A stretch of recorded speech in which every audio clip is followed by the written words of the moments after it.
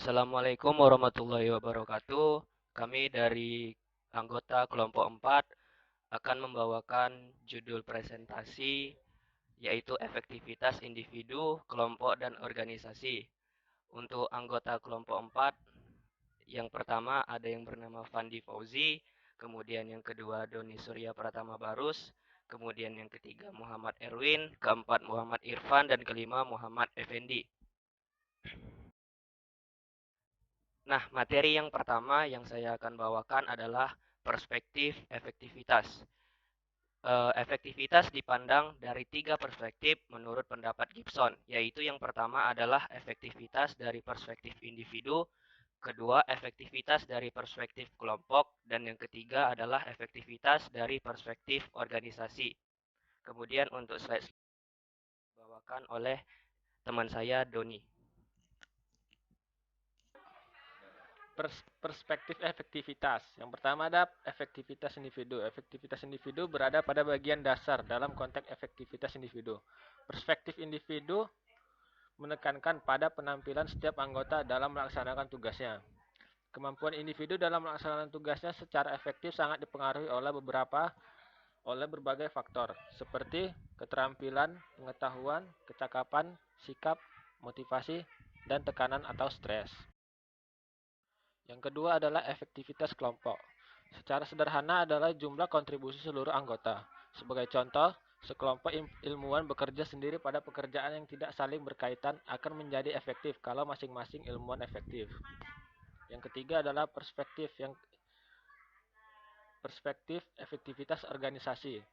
Organisasi terdiri dari individu dan kelompok. Karenanya efektivitas organisasi juga terdiri dari efektivitas individu dan kelompok. Tetapi efektivitas organisasi lebih dari sekedar penjumlahan efektivitas individu dan kelompok. Melalui efek sinergi, organisasi mendapatkan tingkat efektivitas yang lebih tinggi dibanding penjumlahan bagian-bagiannya.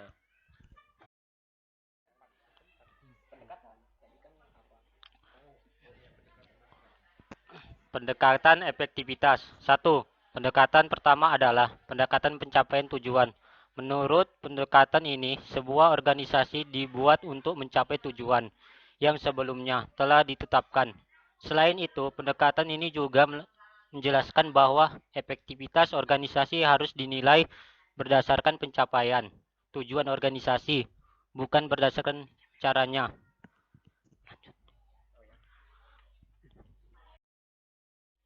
2.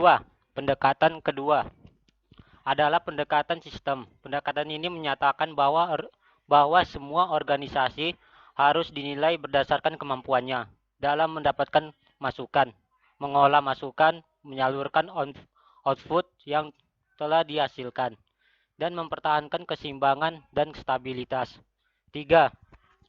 Pendekatan adalah pendekatan konstitusi strategis. Pendekatan ini menjelaskan bahwa organisasi akan efektif apabila dapat memenuhi permintaan dari bagian penting yang terdapat dalam lingkungan organisasi tersebut. Selanjutnya akan dibacakan oleh Bang Irfan.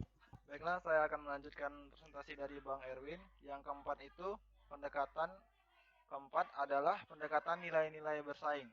Pendekatan ini menawarkan kerangka kerja integratif dari seluruh variabel yang saling berkaitan. Menurut pendekatan ini, tidak ada tujuan tunggal yang disepakati oleh semua orang. Kriteria efektivitas. 1. Kejelasan tujuan yang hendak dicapai. 2. Kejelasan strategi pencapaian tujuan. 3. Proses analisis dan perumusan kebijakan yang mantap. 4. Perencanaan yang matang. 5. Penyusunan program yang tepat. 6. Tersedianya sarana dan prasarana. 7. Sistem pengawasan dan pengendalian yang bersifat mendidik. Selanjutnya akan dibawakan oleh Bang Irfan. Selanjutnya adalah budaya organisasi. Budaya organisasi adalah suatu karakteristik yang ada pada sebuah organisasi dan menjadi pedoman organisasi tersebut, sehingga membedakannya dengan organisasi lainnya. Dengan kata lain, budaya organisasi adalah norma, perilaku, dan nilai-nilai yang dipahami dan diterima oleh semua anggota organisasi dan lingkungan sebagai dasar dalam aturan perilaku dalam organisasi tersebut. Demikianlah hasil kami. Adakah yang ingin bertanya? Sekian dan terima kasih.